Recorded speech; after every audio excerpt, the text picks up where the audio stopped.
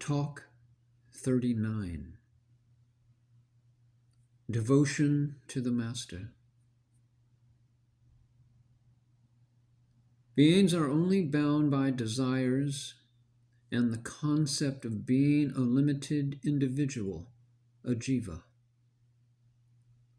One becomes liberated by the sages through the power of discrimination.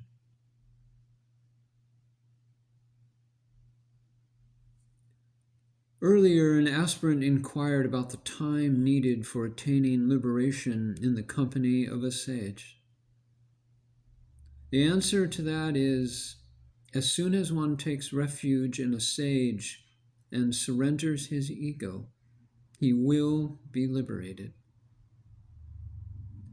As it is very difficult to even have the inclination to take refuge at the feet of a master. The arising of such a true desire is itself a great blessing. By complete surrender to the Master, the heart becomes pure. The Sadguru is Para Brahman, thoughtless reality itself.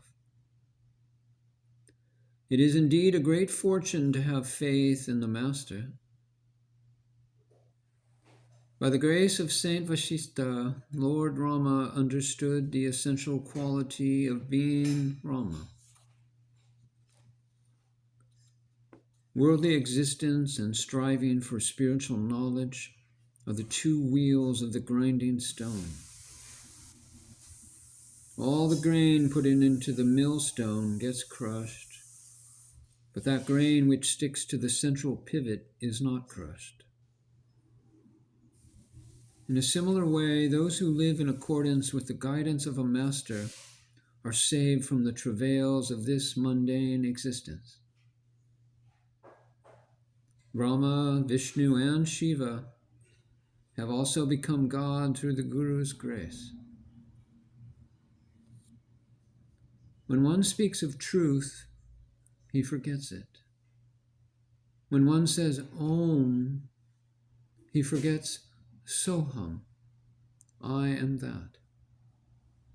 If one takes himself to be awakened, he forgets wakefulness. Only the Master is the one who is capable of putting you in touch with reality. When one is tired of incantation and penance, charity and virtuous deeds, he finally gets convinced that nothing is possible without the Master. The scriptures say that one must obtain proof of reality by directly experiencing it. Even to arrive at an understanding that it is not possible to obtain salvation without a Master might take millions of years. The Master is necessary beyond the gross, subtle, and causal bodies. And one who understands that there is no salvation without a Master surrenders to the Master, to one's very self. To bow one's head means to surrender one's intellect. Whatever had to be done through the intellect has been done, but there is no fruition. For a long time, the seeker has traveled without a guru in search of truth, but there is no one to show him the destination. Eons pass this way in fruitless travel, and meanwhile, truth is close at hand. Man takes many days to achieve liberation. The reason is that the mind is not pure. This is why one gets liberated after going to a master. In the beginning, no one knows what liberation is. But someone says, you must do virtuous deeds. Being greedy, man starts engaging in virtuous acts. If you truly believe that you get back whatever you give in charity, why don't you give away your limbs in charity, one after the other? But because of greed, man takes himself as a body and starts engaging in charity with the hope of reward. One does good deeds and eagerly awaits the fruit, the so-called reward. But is any ready to accept the fruit of a sinful act? There is no one capable of giving this knowledge of the self except the Master. He frees you from all karma. Lord Krishna told Arjuna to just leave off all actions and only surrender to him, because he was the Guru. All karmas, or spiritual actions, have as their purpose the purification of the mind. Only the Master bestows knowledge. So surrender to me, the Master, because all your actions and religious duties are intended to achieve me, the Self. For without the Master, you cannot get true knowledge. When the Master promises to give you liberation, at that very moment you get liberated, and there is no doubt about it. The Master has the capacity of bestowing liberation and explains this knowledge to you in countless ways. He proves it until it becomes crystal clear to the aspirant. The Master has a monopoly over liberation. Take it for granted that devotion is the mother of knowledge, and the travails of the world and God that give you stress go away.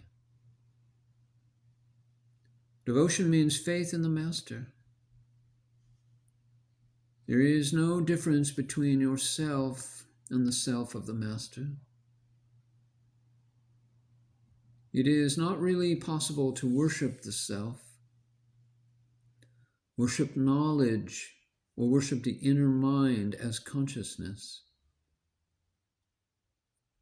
The Master gives without expecting anything in return.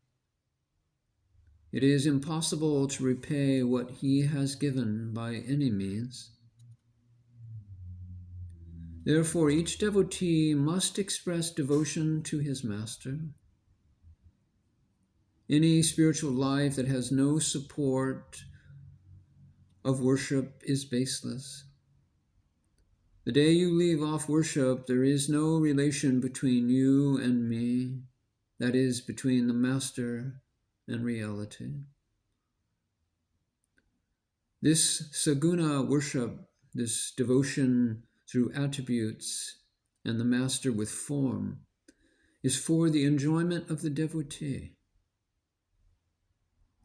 One who has both knowledge and devotion is like a king. I am telling you the secret of secrets. Do not abandon saguna worship. Devotion is like nourishment. I have presented you with this 15th gem, the gem of devotion after liberation. The Master's feet are worthy of the greatest worship. Do your utmost to imbibe devotion. In the ocean of this existence, you have the great support of devotion to the Master. He is the self, Atman, who grants the intellect the ability to be able to discriminate and is pleased by devotion. Devotion to the Master corrects all mistakes and is the remedy for all misdeeds. So be devoted with fervor, then the good that follows from devotion will be yours. Do not create any obstacles. The Master is the wish-fulfilling cow. In order that knowledge should remain steady, devotion is imperative.